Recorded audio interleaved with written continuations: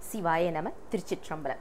Welcome back to our discussion on the 9th Tirumurai, 5th Tirupadigam, 11th verse. The verse goes this way.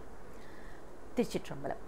Ulam kola madura kadirveri tuyir mel arul sori tarumumapadiye valam kila nadiyum madiyamum sodi மழவடை மேல் வருவானை விளங்கொழி வீழி மழலை வேந்தே என்று ஆந்தனை சீந்தன் தாதையான்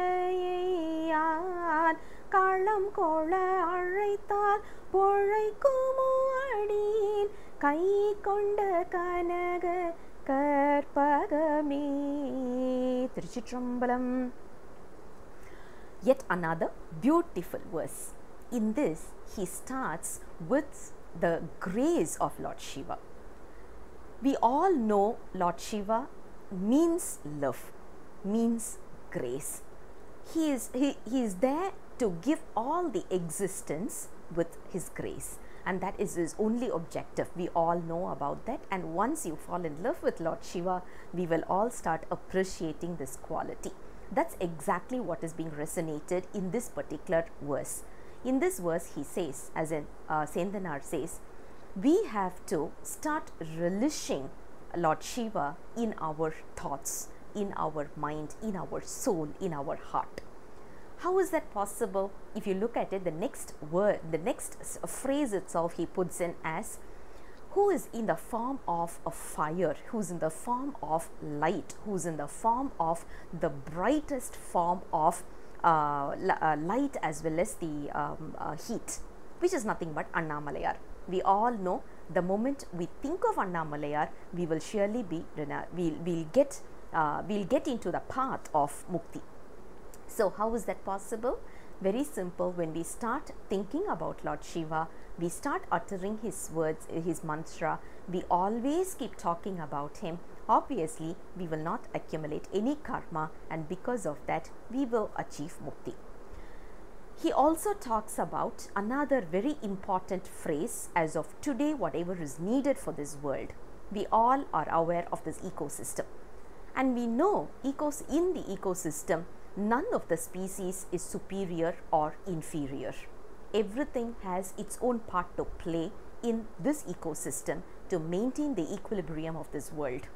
So, today we all think human beings are of a higher species and the other living beings are there only to serve or to feed the human form.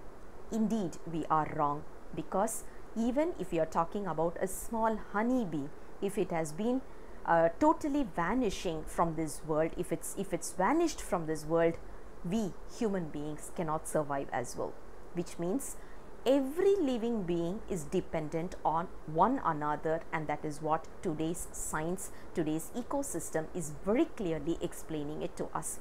Hence, he gives in the very beautiful phrase saying that Lord Shiva showers his love and affection not only on human beings but all form of lives.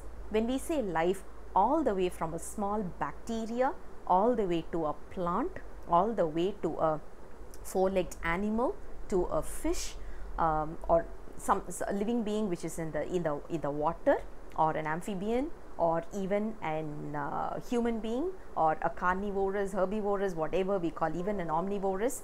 Lord Shiva is there to shower his love on those beings. That is why he is coming with his consort, because we all know Arul, grace, means his consort.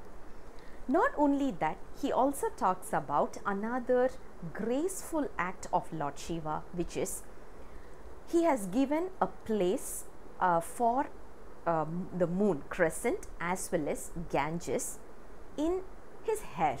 We all know Lord Shiva has given his hair for these two.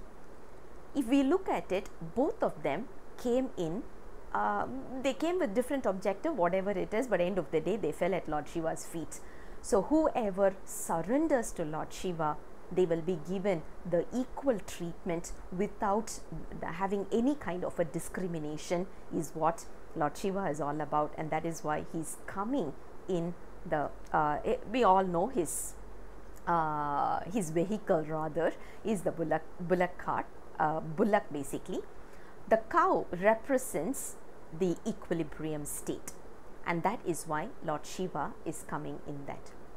And beautiful phrase, the next two lines are talking about when we are calling aloud Lord Shiva, he will surely come and show his grace to us. He is the father of Lord Muruga, and that is what concludes this particular verse. Because the moment we start calling for him, we all know calling comes from Suddhamaya, which is basically the words. When we start calling for him, the way how we call is more important. It must be filled with love, and that will bring closer to Lord Shiva, and Lord Shiva will surely heed to our prayers. That is what verse number 11 talks about. I'll come back again with the next verse very soon. Until then, Sivaya Nama, Tiruchitrambalam.